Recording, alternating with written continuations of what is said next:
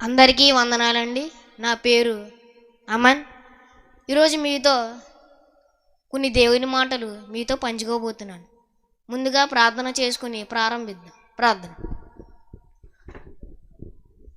పరలోకమున్న మా తండ్రి, మీ శ్రేష్టమైన నామమునకు వందనాలు, స్తోత్రాలు. దేవా, మాలో ఉన్న వ్యర్థ ప్రవర్తనను విడిచిపెట్టి వాక్యానుసారమైన ప్రవక్తను కలిగి జీవించే భాగ్యాన్ని మాకందరికీ దయచేయమని యేసు నామంలో అడుగుచున్నాం తండ్రి, ఆమేన్. ప్రియమైన వారలారా, ఈరోజు సమాజంలో అన్నంపై మోజు పెంచుకుంటున్నారు. ఎలాగంటారు? 60 ఏళ్ల ముసలమ్మ కూడా మేకప్ వేసుకుని 20 ఏళ్ల అమ్మాయిలాగా ఫోజు కొడుతుంది. ఉదయాన్నే లేవగానే అద్దం ముందు నుంచుని వారికి ఉన్న అందాన్ని చూసి ముడిచిపోయేవారు కొందరైతే, అందమే ఆనందం అంటూ పాట పాడేవారు కొందరు.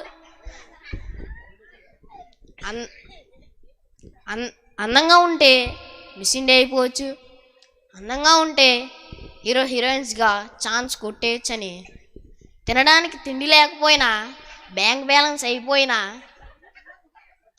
బ్యాలెన్స్ అయిపోయినా అందం కోసం ఆరాటపడే నేటి యవనస్తులు చాలామంది ఉన్నారు. ఒక యవనస్తుని నీకు కాబోయే భార్య ఎలా ఉండాలని అడిగితే, నాకు కాబోయే భార్య కత్తిలా ఉండాలి, కదిరినా కైఫులా ఉండాలని కోరుకుంటున్నారు. మరి అమ్మాయిలు ఏమైనా తక్కువ తిన్నారా? నాకు కాబోయే భర్త ఎలా ఉండాలని అడిగితే, నాకు కాబోయేవాడు 6 ఫీట్ హైట్ ఉండాలి, 6 ప్యాక్ బాడీ కలిగి ఉండాలని కోరుకుంటున్నారు. కానీ దేవుని జ్ఞానం కలిగి ఉండడం కోరుకోకపోవడం చాలా దురదృష్టకరం.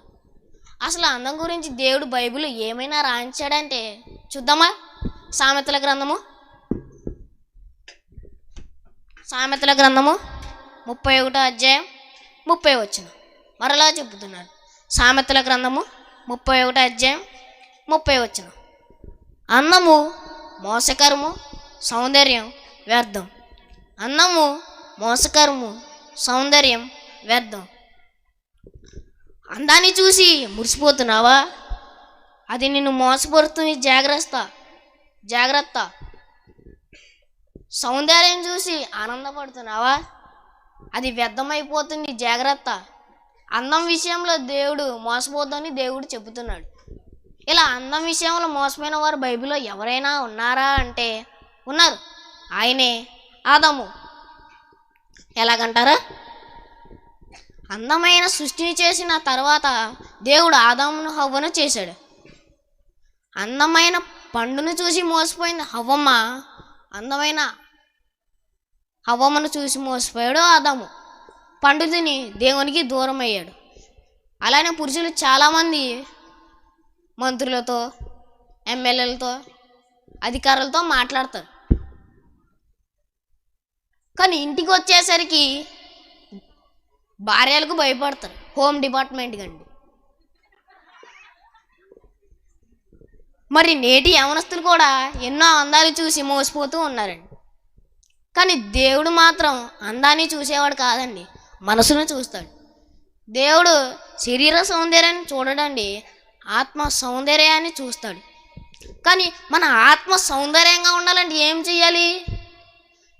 ఆత్మ ఫలమును నీకు అలంకరణగా ఉండాలి.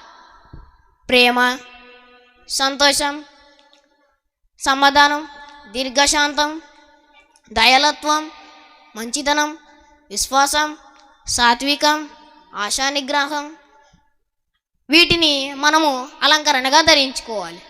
అందరికీ వందనాలు. Thank you.